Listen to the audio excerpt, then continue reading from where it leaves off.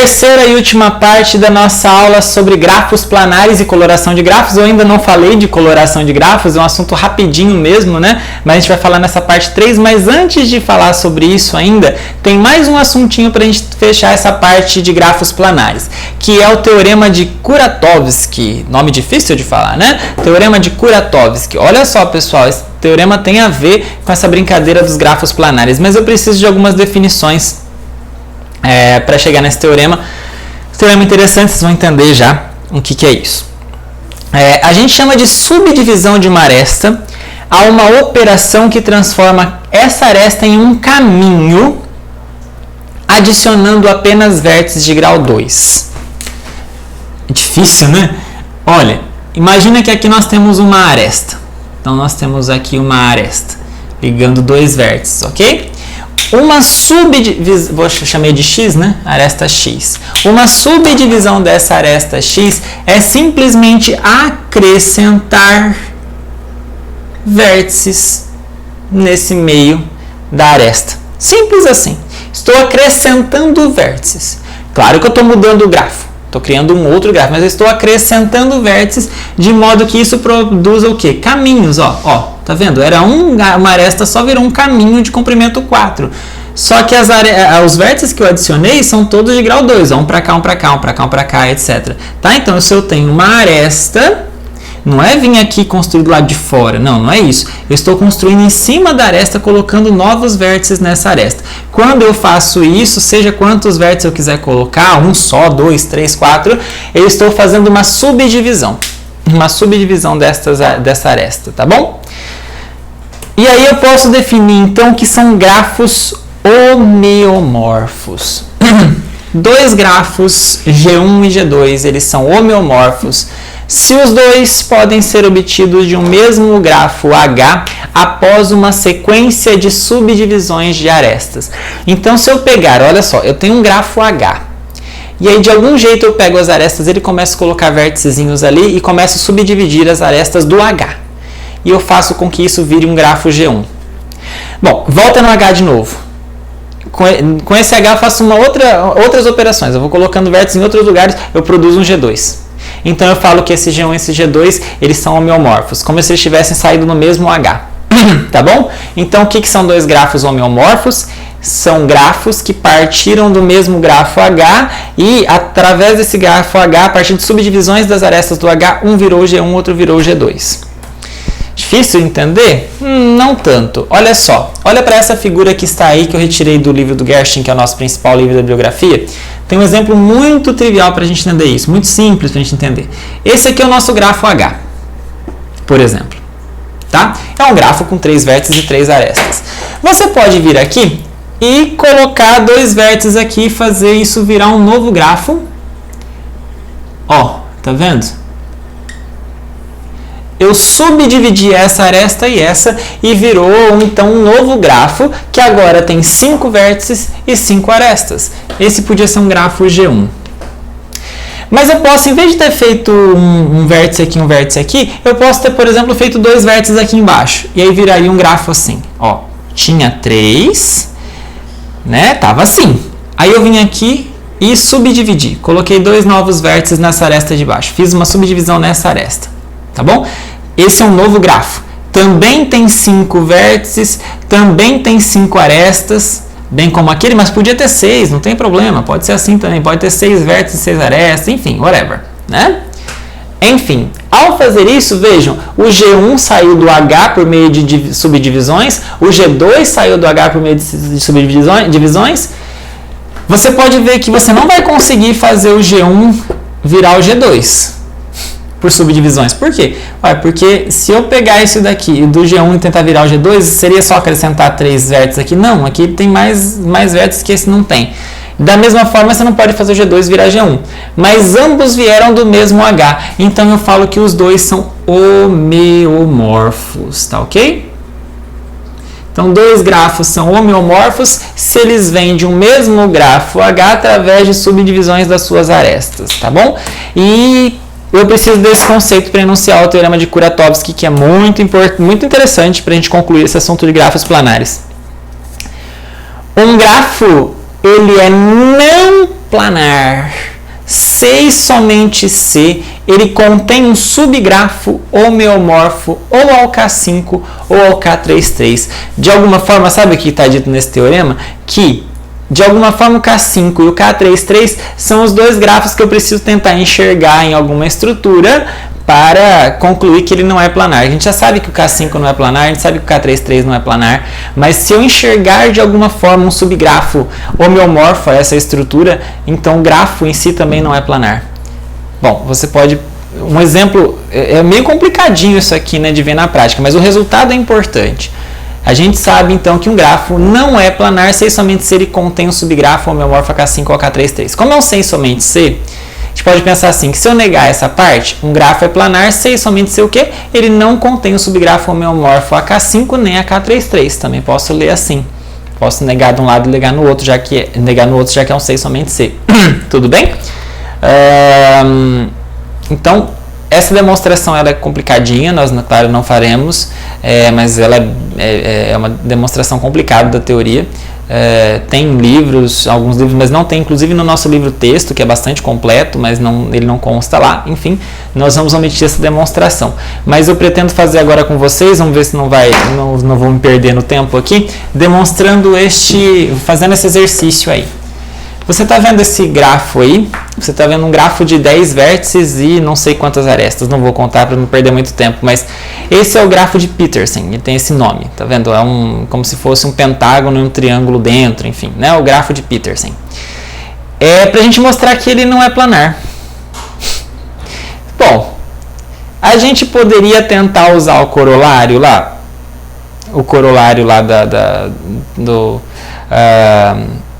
do teorema da fórmula de Euler? Poderia, eu não sei o que vai acontecer, tá? Não tentei fazer. Mas eu coloquei esse exercício aqui para a gente tentar aplicar o teorema de Kuratowski, tá? Tenta lá, vê lá se funciona o corolário. Vê lá se funciona aquele corolário. Mas vamos lá. Vamos tentar demonstrar usando o teorema de Kuratowski. Usando esse teorema, para demonstrar que esse grafo não planar, o que eu tenho que fazer? Eu tenho que mostrar que ele tem um subgrafo homeomorfo a K5 ou a K33. Bom, deixa eu tentar desenhar aqui então. Tá aqui, primeira parte, que é o pentágono, né? Tá aqui a primeira parte, que é o pentágono. Tá aqui as nossas arestas. Eu vou dar nomes, tá? Eu vou chamar de A, B, C. Bom, vamos ordenar aqui, né? C, D, E. E aqui dentro eu vou colocar F, G, H, I, J. E vamos tomar cuidado agora na hora de conectar as coisas. Vamos lá, vamos ligar aqui B com J. Esses daqui estão ligados. Esse com esse, esse com esse, esse com esse, esse com esse. Eles se ligam assim, bonitinhos, né? E agora aqui dentro temos que formar as estrelinhas, a estrelinha, né? Então aqui liga com esse, que mais? Aqui tem uma ligação direta desse com esse, tem com esse, tem com esse, acho que fechou, né? Acho que fechou, sim. Poxa, como é que eu vou fazer para demonstrar que esse grafo ele não é planar? Eu tenho que mostrar que ele tem um subgrafo, eu consigo extrair de dentro dele um subgrafo que é homeomorfo ao K5 ou ao K33. Bom, vamos lá, vamos entender isso aqui. Eu vou pegar esse vértice A e vou colocar aqui embaixo dele, colocar mais no centro, eu vou colocar essas 3 arestas aqui, tá? Vou construir ali do lado um grafo que vai partir desse. Então, o A se liga no E, se liga no F, se liga no B. Eu peguei esses 3, pessoal, porque o E, o F e o B, vejam que eles não se conectam. O E até conecta com o B, mas precisa passar por outros vértices, mas diretamente eles não se conectam, tá bom? Para que isso? Para ver se eu consigo produzir um grafo bipartido completo, né? Vou pôr aqui também o G, tá? Vejam que o G está aqui nessa história, tá bom? Bom, verificando assim, você pode ver claramente que eu estou querendo formar o grafo bipartido completo K33. Até aqui, isso aqui é um subgrafo desse, vocês estão vendo? Já é um subgrafo, do jeito que está aqui já é um subgrafo. Já é um subgrafo. Bom, Mas para ser de fato o bipartido completo, eu precisaria, deixa eu ver aqui o que eu vou fazer. Para ser o bipartido completo, eu precisaria ali de mais um vértice. Eu não sei qual vértice eu vou colocar ali, hein? Vamos ver. Eu fiz uma cola aqui porque eu não lembro, eu não sei qual que é o melhor não. Vou colocar esse aqui de baixo, ó. Esse aqui. Esse aqui. Bom, eu vou ligar o E, então, neste aqui, no D. Já está melhor, né? Estão vendo que já está formando um grafo bipartido? Já é um grafo bipartido, mas ainda não está completo. Para ser o K33, ele tem 3 vértices em cima e 3 vértices embaixo. O que está faltando? Está faltando essa aresta. Essa aresta, ela está aqui no grafo. G se liga com F? Não. Mas G se liga com F se eu fizer isso aqui, ó. Indiretamente passando por I. Então, se eu ligar o G no F passando por I, vejam que o I é um vértice que não está no meu desenho ainda. Eu posso fazer isso, tá vendo? Ó, coloquei o G no F com o I ali no meio. Ok, tá tudo bem. Já está melhorando. Será que eu consigo ligar o G no B também? Eu consigo ligar o G no B? Consigo. Só que para isso eu preciso passar pelo J. Tá bom? Então vamos passar pelo J. Aqui estão os principais resultados da pesquisa. Obrigado, Google. Aqui nós estamos passando pelo J. Tudo bem? Nós fizemos isso. O que está faltando aí para completar esse grafo? Já temos 3 arestas, 3 aqui. Está faltando completar. Está faltando completar o D com F e o D com B. Bom, vamos tentar ligar o D no F. Aqui é o J, tá? Aqui é o J. Vamos passar o D no F. Será que eu consigo ligar o D no F? Consigo, passando por H. O D no F passando por H, eu consigo. Então, se eu passar por H, vejo que o H não apareceu no meu desenho ainda, né? Então, eu consigo ligar o D no F. E será que eu consigo ligar o D no B? Vamos ver. O D no B. Consigo, passando por um vértice que ainda não foi usado. Posso passar pelo C e chegar no B. Então, se eu passar pelo vértice C, eu chego no B. Olha só. Vocês estão vendo que aqui estão todos os vértices aqui deste grafo. Só que eu fui montando eles de acordo com uma forma que me interessava. E você pode perceber que esse GF ele foi subdividido em 2 pedacinhos. E ao subdividi-lo, eu acabo vendo que ele é um subgrafo daqui. Vejam, G e F é um caminho que está nesse grafo. Então, de fato, isso aqui, do jeito que está aqui, é um subgrafo daqui. Aliás, eu não liguei H no J, por exemplo. Tem algumas arestas, acho que a única aresta que não apareceu ali foi a aresta HJ. Todas as outras apareceram. Então, isso aqui é um subgrafo daqui. Não é o mesmo grafo, é um subgrafo. Não apareceu essa aresta que liga H no J, mas é um subgrafo. Só que mais do que ser um subgrafo, você pode perceber que eu subdividi o bipartido completo. O bipartido completo, ele era assim, né? Assim, assim, agora aqui, aqui, aqui, aqui, aqui. E aí você pode perceber então que ele era o bipartido completo era isso aqui. Olha a similaridade. O que eu fiz de diferente de um para o outro? Olha, o que eu fiz foi que eu subdividi precisei subdividir algumas das arestas para que ela ficasse igual a um subgrafo do grafo de Petersen. Foi trivial? Eu inventei? Não, eu tinha pensado nisso antes da aula para ver qual era a estratégia para chegar nisso aqui. Não é trivial, é um processo que, dependendo do exercício, você vai gastar muitos neurônios para fazer. Mas a moral da história é, eu tirei daqui um subgrafo. Esse subgrafo é uma subdivisão do K33. E se ele é uma subdivisão do se tem um subgrafo que foi obtido por subdivisões do K33, significa que ele é um subgrafo homeomorfo. Ele é homeomorfo ao K33. E se ele é um subgrafo do grafo de Petersen homeomorfo a K33, então ele não é planar. Teorema de Kuratowski. Certo? E vamos então para o problema final dessa aula. O problema final dessa aula é a respeito de coloração, tá, pessoal? Aqui é só essa conclusão aqui é um outro tópico de teoria de grafos que vale a pena ser mencionado, mas não tem muita coisa para nós usarmos nesse curso nosso aqui, não. Ele está relacionado, ele vem com um problema muito antigo na matemática chamado problema das 4 cores, que diz assim: considere um mapa qualquer, de diversas regiões que podem ser estados, países delimitados por suas fronteiras. Então vamos pensar assim, ó. Eu tenho aqui uma região, tem uma outra aqui do lado, tem uma outra aqui, tem uma outra aqui, tem uma outra aqui, por exemplo, né?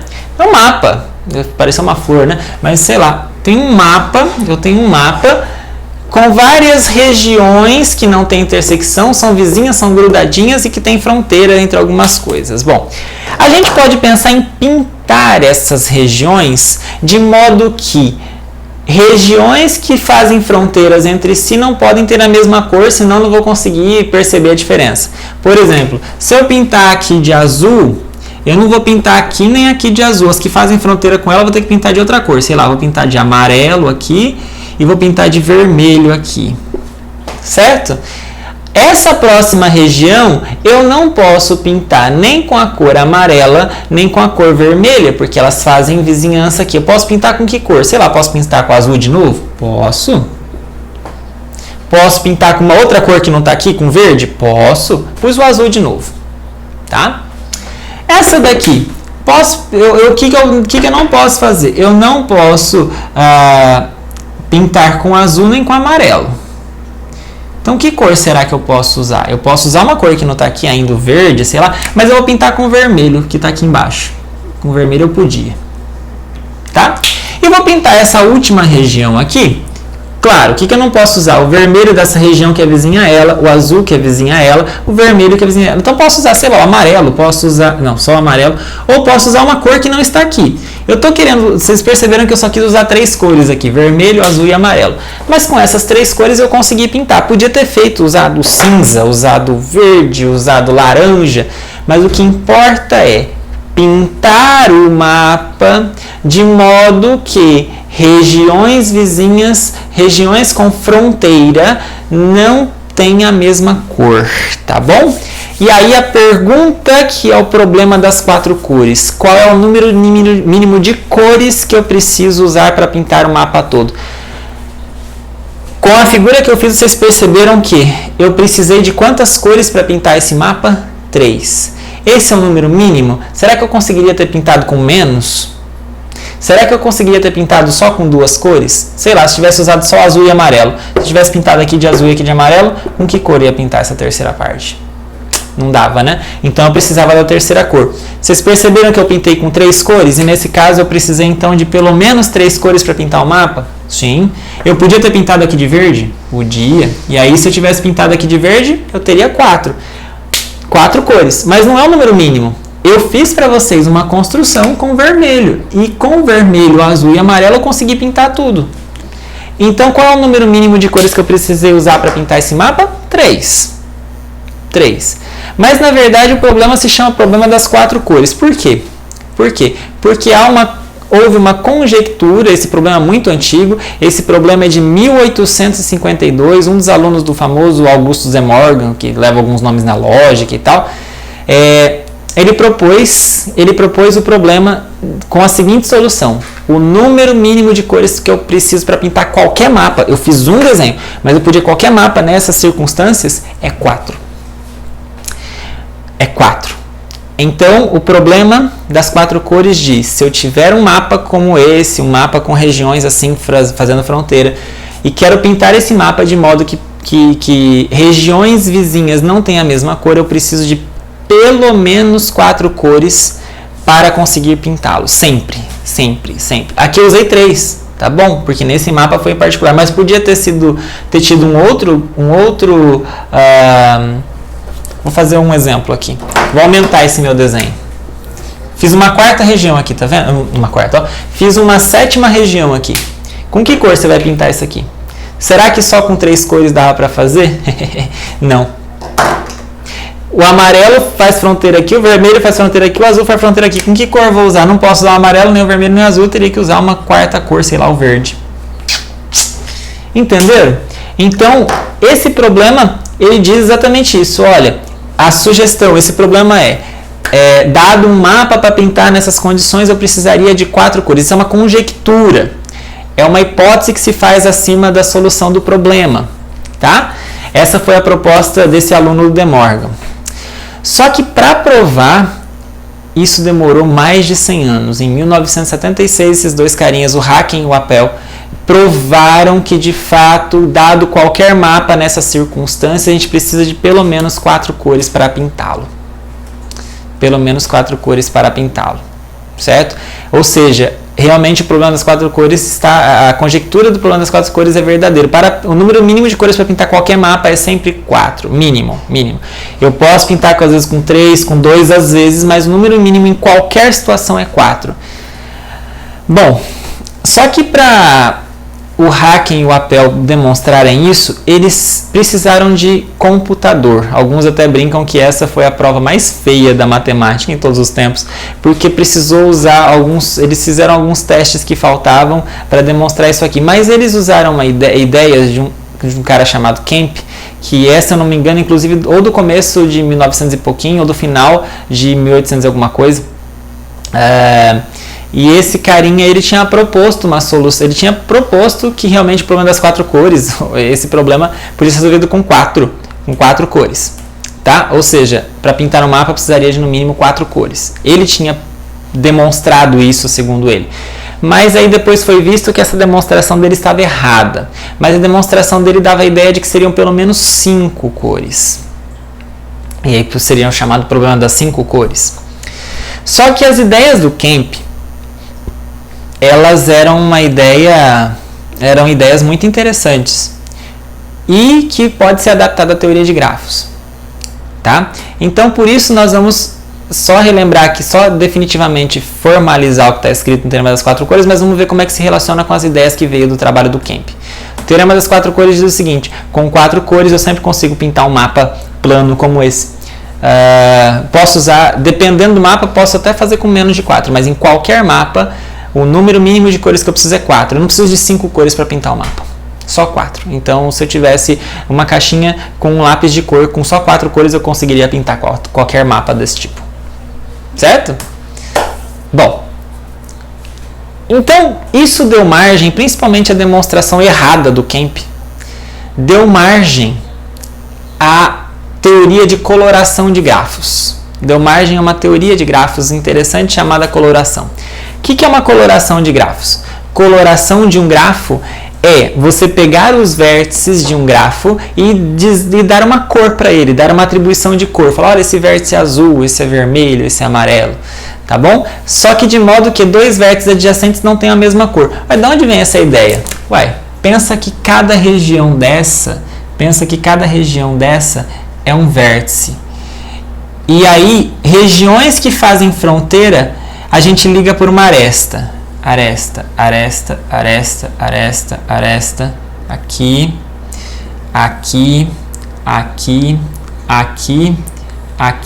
aqui. Vejam, por exemplo, que essa região daqui não se conecta com essa diretamente, não há uma aresta direto daqui para cá. Vocês perceberam, então, que colocando um pontinho em cada região, eu posso encarar essas regiões como sendo vértices de um grafo? E que eu ligo elas por uma aresta se elas tiverem fronteira, se não ligo? Tá bom? Fazendo isso, então, posso colocar cores, vermelho, amarelo, azul, verde, a cada vértice. Esse processo se chama coloração de um grafo. Estou colorindo os vértices. Só que com essa condição, vértices vizinhos, adjacentes, ou seja, que são ligados por uma aresta, não podem ser pintados com a mesma cor. Se esse vértice é azul, esse aqui não pode ser azul, por exemplo, ele pode ser amarelo. Tá vendo a ligação dele com o problema das 4 cores? Bom, e aí nós vamos chamar de número cromático do grafo ao menor número de cores necessárias para obter uma coloração. Então, qual é o menor número de cores que eu preciso para pintar este grafo, para colorir este grafo? É o que nós chamamos de número cromático. E aí, Segundo o teorema das 4 cores, a gente pode então dizer diretamente que o número cromático de qualquer grafo simples, conexo e planar é no máximo 4. Se eu tenho este grafo aqui que eu fiz na lousa, eu não consigo pintá-lo com menos de 4 cores. O número cromático desse grafo aqui é 4. Mas se eu não tivesse colocado esse vértice, ou seja, fosse aquela situação que eu fiz no começo da minha explicação, ou seja, sem essa região aqui, vocês sabem que esse outro grafo eu tinha feito com só 3 cores. Então, esse grafo, ele tem número cromático 3. Eu conseguia pintar esse aqui só com 3. Tá? Então, segundo o teorema das 4 cores, a gente pode concluir o seguinte. Quantas cores eu preciso para pintar, para colorir um grafo? Que é o número cromático. Se o grafo for simples, conexo e planar. Por que simples, conexo e planar? Simples, não tem laços, não tem arestas duplas, quer dizer, não tem como uma região ser fronteira dela 2 vezes, não tem como uma região fazer fronteira com ela mesma, não é isso? E planar, para poder desenhar no plano, para fazer o mapa, porque se não fosse planar, não poderia pensar nesse mapa desse jeito, haveria uns negócios muito doidos aqui um em cima do outro, não é o caso. Então, o número cromático de qualquer grafo simples, conexo e planar é no máximo 4. Isso é uma consequência do teorema das 4 cores, tá bom? Mas é essa teoria que nós vamos... É só isso que eu quero falar sobre coloração, mas eu gostaria de fazer um comentário final a respeito disso. Aquele carinha que eu falei agora há pouco, o Kemp, a demonstração que ele deu serve para, sem esse teorema das 4 cores, esquece o teorema das 4 cores, faz de conta que você não sabe. Aquela teoria que o Kemp desenvolveu tentando demonstrar esse problema, te permite dizer que o número cromático de qualquer grafo simples, conexo e planar no máximo 5, que é o chamado problema das 5 cores, ou teorema das 5 cores no caso. Com as ideias do Kemp, você consegue demonstrar o teorema das 5 cores. O número cromático de qualquer grafo simples, conexo e planar é no máximo 5.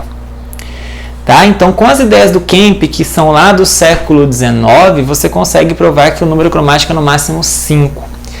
Só que, claro, tendo avançado no tempo, em 1976, com aquela demonstração computacional feia que eu falei, você pode chegar a essa conclusão que, para colorir os vértices de um grafo com essas condições, para fazer a coloração de um grafo, bastam no máximo 4 cores, o número cromático é no máximo 4. Tá bom, pessoal? Então, com isso, nós terminamos essa videoaula, que falamos bastante sobre grafos planares e fizemos essa pinceladinha no final a respeito de coloração de grafos, tá bom? Bons estudos para vocês e até a próxima aula.